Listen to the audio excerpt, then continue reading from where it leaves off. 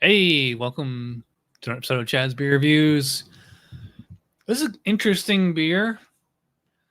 Zwart Black Star. Old ale brewed with star anise, aged on wood with Brettanomyces. And it's a collaboration between American brewery Surly, I think they're out of Minnesota, and 𝗕𝗹. I'm sure I'm not pronouncing that right. 𝗕𝗹 Brewery of Belgium. And it's got the brewer signatures at the bottom of the can there. So I always love collabs. You tend to get a lot of interesting beers out of this. So it's 8% ABV. Only 11.2 ounces. I want my extra 0.8 ounce. Damn European standards. This is 330 mil. I think 12 ounces is 355 or something. But anyway, so this should be interesting. I'm trying to think of like how to score this because they're calling this an old ale with star anise. So like right there, you'd already be entering into spice or vegetable territory. But when they say aged on wood with Brett, well, I mean, old ales are old by their nature. And I've got the specs here. And I was just reading it, and it doesn't mention Brett in here at all. So I would probably consider this an American wild ale of some sort. Maybe American specialty.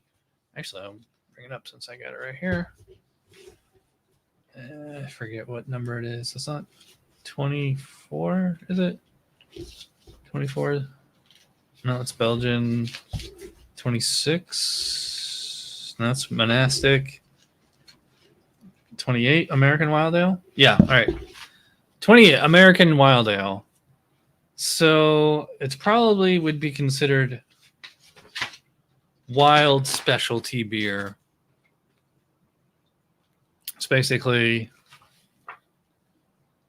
intended for variation of base style, may include addition of one or more specialty type ingredients, aging in non-traditional wood varieties that impart a significant or identifiable wood character, or aging in barrels previously containing other alcohol. So it's also, if you have a beer that isn't one of the classic styles, like say like you do a pumpkin beer, that's a specialty style right there, but then you do a Brett version of it. Well, there's no base brew to do the Brett off of, so you have to do it as a wild specialty beer. Anyway, I've been rambling. Let's dig in here. Yeah, I mean, I definitely smell the Brett, but I definitely smell the oldness here too. So I mean, it's interesting that they would collab to make an old beer. So it's like, how long ago was this made? Was this made like 5 years ago and they're just now canning it? Yeah, so I mean, I get the Brett. I get like this like kind of butterscotch kind of aroma. Definitely like just classic oxidation, like a little bit of like a cardboard kind of a scent. But I mean, people perceive the oxidation differently. Some people get it as cardboard, some people get it as sherry. I always get it as lemon lollipops. But yeah, I would say it is kind of like sherry, but definitely the Brett in there. So it has like that little, kind of pineapple kind of quality to it. It's not that super funky. I smelled way funkier beers, but it's interesting. And there's like almost like, like I said, butterscotch or maybe like toffee. I think it might be just like a real rich malt base there. And an old ale is basically, it's funny, I was just reading the specs, and they say an old ale is basically very, very similar to a British barley wine, except that like it's deliberately aged, like hence the name old ale. Like you can, and a lot of people do age, barley wines, British or American or whatever. But like the old ales are deliberately aged. So yeah. If somebody, and it's funny because there's a canning date on here, 2022, 1802. So that would be February 18th. So what? March, April, May, June, July, August, September, October. Yeah, about 8.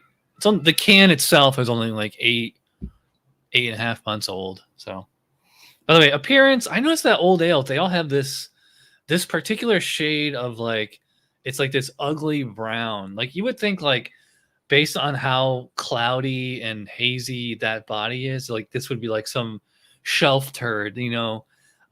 It's funny. I was just at Pat's, the beer museum, you know, where you have bottles that are sitting in the back and like there's no price on them, just covered in dust.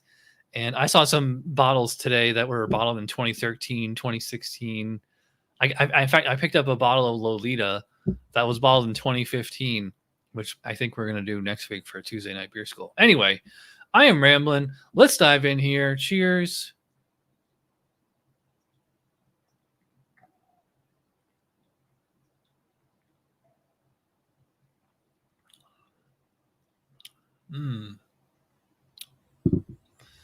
Oh. I didn't mean to sigh like, oh God, you know, I'm like, yeah, it's pretty good.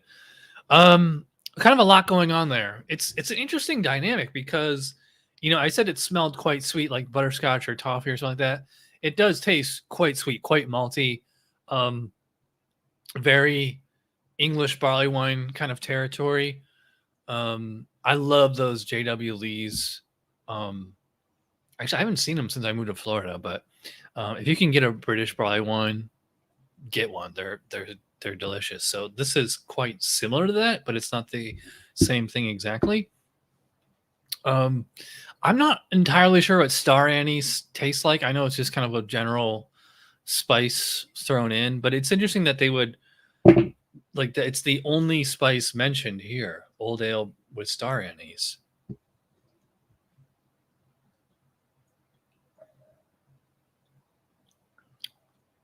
Yeah, so up front, I'm getting just toffee, caramel, big maltiness, similar to a British barley wine. But at the same time, I'm getting that Brett in there, so it's implying, you know, some tartness, and obviously the Brett, the wild yeast, has eaten up like whatever. Well, I mean not all the residual sugars, but because this, it's interesting because it comes off as like it's sweet at first, but then tart and dry in the finish. That's not something you usually get.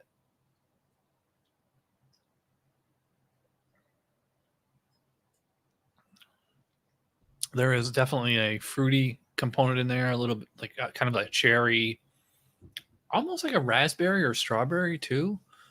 But you know, just like kind of like a candy kind of fruit flavor, quite mild. But I mean, the malt is driving the car on this one. By the way, do you notice I'm using my new Belgian tulip glass, my crystal Spiegel? I've never known how to pronounce this company. So, link in the description below to my Amazon store. I mean, I think this is the best gift you could give to a craft beer lover for Christmas. I'm just saying. So check out my Amazon store in the link below. There's tons and tons of beer gift ideas on there, man cave, stuff like this, plus other accessories.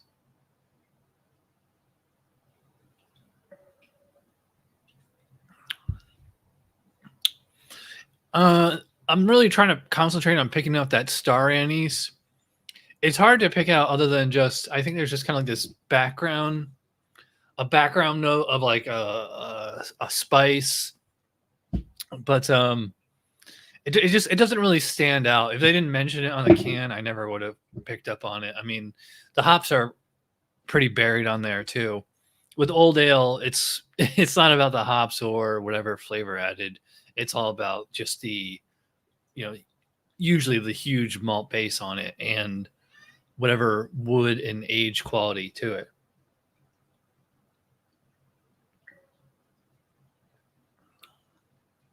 Oddly enough, this is not huge, thick, you know, it's not full body. This is actually only like medium bodied, medium low carbonation.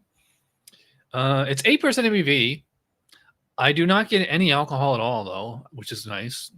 Maybe like just like the faintest kind of warming sensation, but you know, I've had other, I mean, and also that 8% ABV is no longer the big, huge, intimidating, number that it used to be. Now 8%. I mean, it's not exactly session beer, but it's just kind of like, yeah, I can throw down an 8%. In fact, if I had a 750 ml of an 8% beer, unless it was like disgusting or something, yeah, I can throw down a 750 ml of 8%, no problem.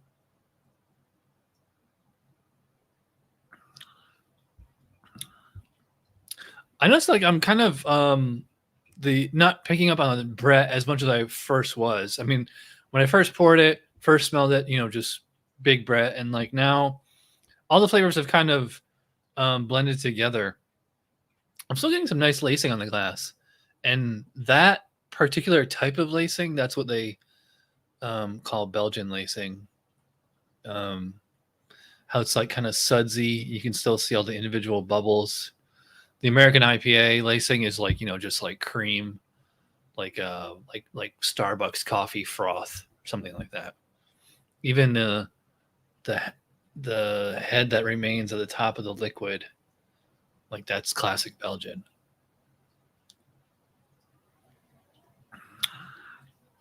All right, so let's wrap this up. This beer is good. It is not mind blowing. It's interesting that they would do an old ale of all the beer, styles they could collab on. I mean, if you're making a beer in Belgium, I think you would want to do something like Trappist-y, wit beer, or Belgian sour. But to go old ale, which technically old ale is a British style, and sort of the spice in, and then age it on wood, and then do Brett. Really interesting. As far as the score on this one, I think it's solid 4 out of 5. I could vary by a quarter of a point either direction, but yeah, 4 out of 5 for the Zwart Black Star by Surly and de Proef Brouwerij. Interesting. I'm not sure if this would be a good beer to do for a Tuesday night beer school, because it's like so hard to peg it to a style. I mean, other than just wild specialty beer, I mean, I guess, but I think I have something else planned for that. So, all right, if you watched all the way in, you're awesome. Remember, I have my handbook of porters and stouts here. If you're looking for a Christmas gift, just message me, and we can work something out. I will sign it. And also check out my Amazon store and check out 𝗕𝗹. You start ordering some beers from them again. Yeah, 𝗕𝗹. I mean, if you live in a beer desert, 𝗕𝗹 is a great way to get. Or if you're just such a huge beer nerd that you want to get beers you can't get at your local store, 𝗕𝗹 is the way to go. All right, I'm going super long. If you watch all the way on, you're awesome. Thanks for watching. I will see you guys probably this weekend. All right.